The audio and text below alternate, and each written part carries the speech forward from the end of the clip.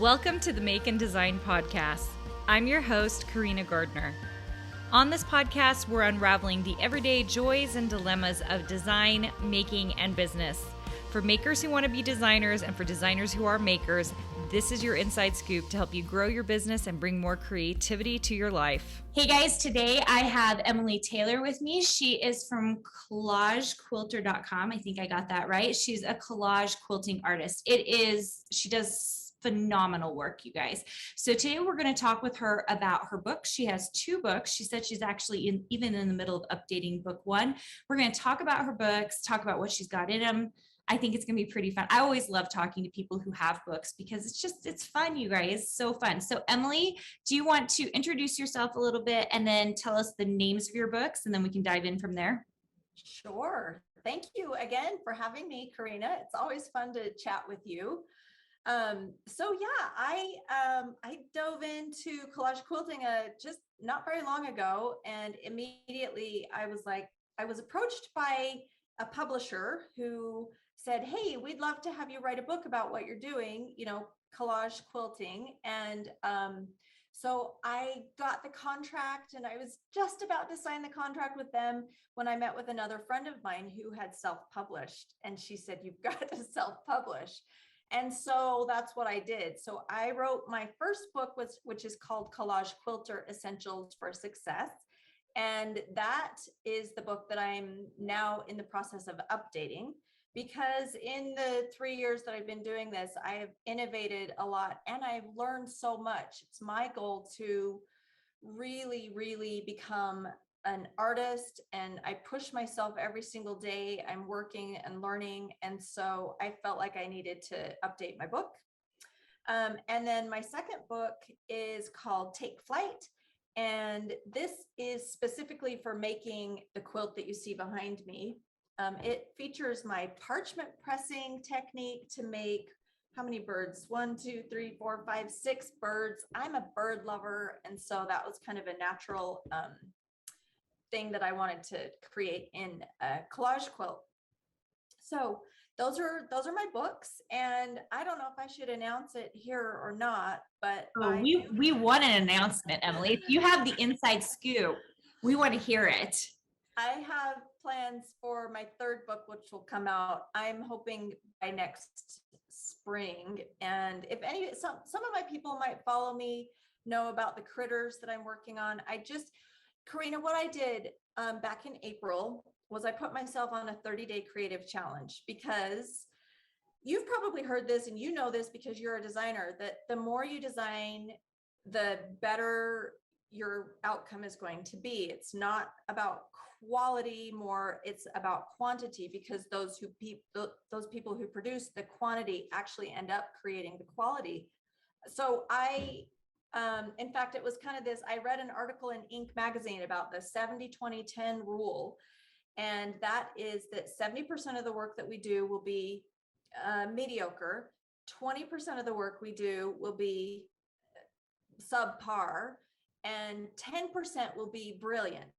And so in order to hit as many of that brilliant pieces of art that are in that brilliant category, we have to just produce a lot. And so I put myself on this creative challenge for the month of April, and which was hard. It was hard to come up with ideas every day to work on.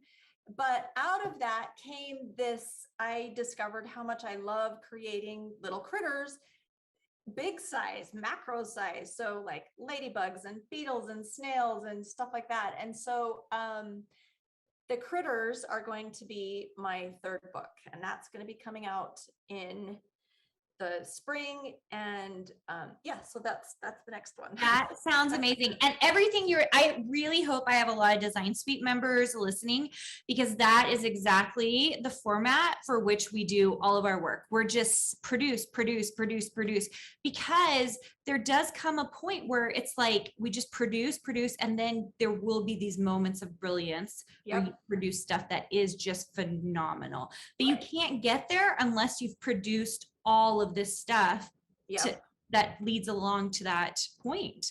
So that was brilliant. Thank you so much for sharing that, Emily. Okay, so you've given us the inside scoop on your third book, which sounds amazing. Lots of critters. Tell us a little more about your first book.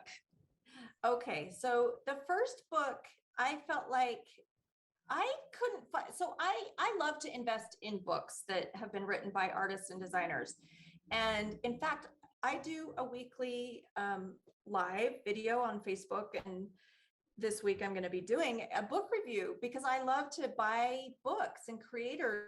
And I've had Susan Carlson, it was her book that inspired me in the direction that I'm going right now.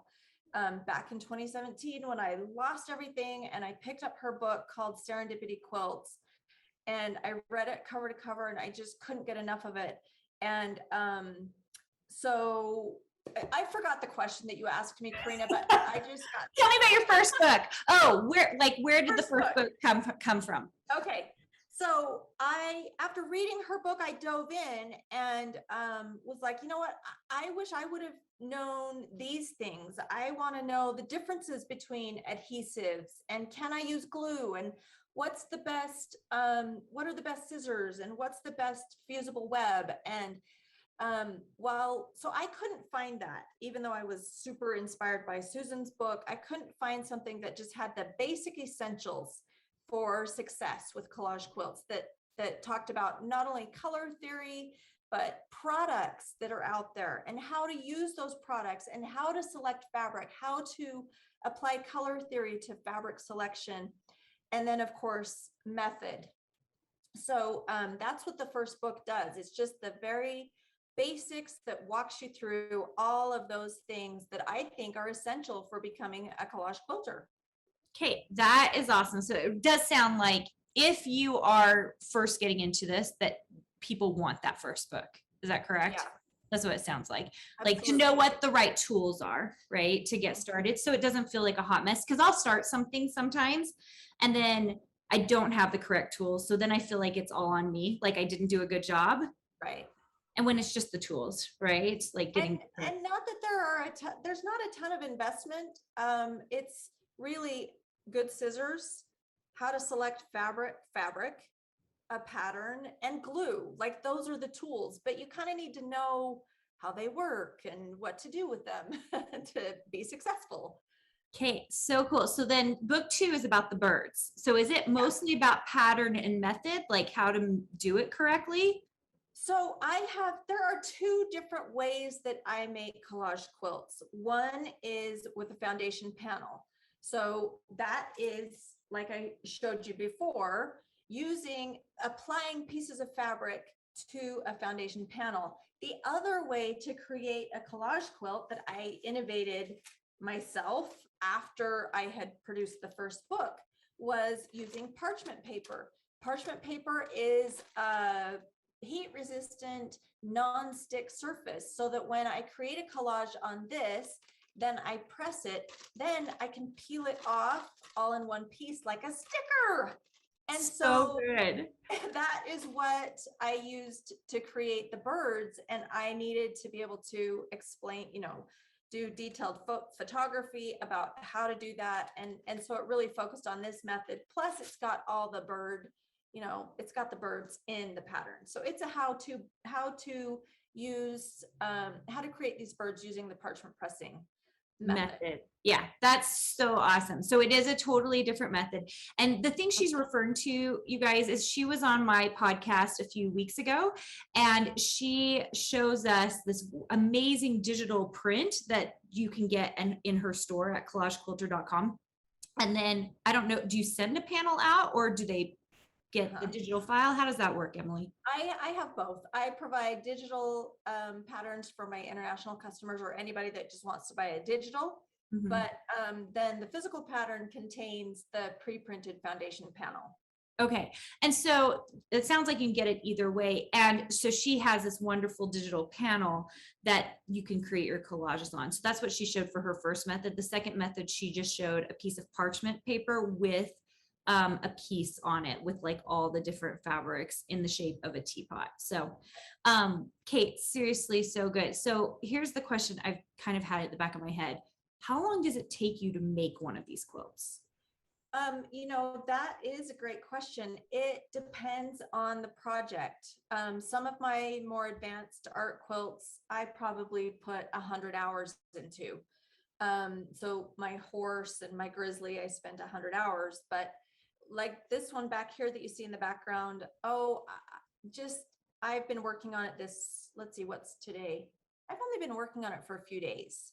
Okay. And 4 hours at a time for a few days. So maybe 20 to 30 hours, I'd say. So, and that's a pretty big one. Something like this, I can get done in a couple hours, and that can be just a piece of framed art, or I can add it to a pieced quilt. So it really depends on the size and how realistic I want the project to be. Okay, so cool. Okay, guys, I'm so glad Emily came on the show. Emily and she just found out that I actually moved very, very close to her. Our kids are gonna swim together. I know, we just found out our kids are both on the high school team. I mean, mine is coming in, hers already is. So that it's been super fun. Okay, you guys, Emily, will you tell everyone where they can find you if they want to get into collage quilting? Yeah. So the kind of the hub for my products, my books, my education, my social media is my website, collagequilter.com. And then from there, you can find my books, my patterns, my video tutorials, and my social media. I have YouTube and Facebook groups. So, but Collage Quilter is the best place to go. Collagequilter.com, you guys. Go check it out if you are interested. Go check out her Instagram feed because you can go see all the quilts she's creating. It will make you want to get into this, which is so fantastic. Thanks so much for being on the show, Emily, and we will see you guys later. Hey, did you know that you can visit me at makeanddesign.com to learn more about this podcast and join my VIP group for weekly freebies? I can't wait to see you there.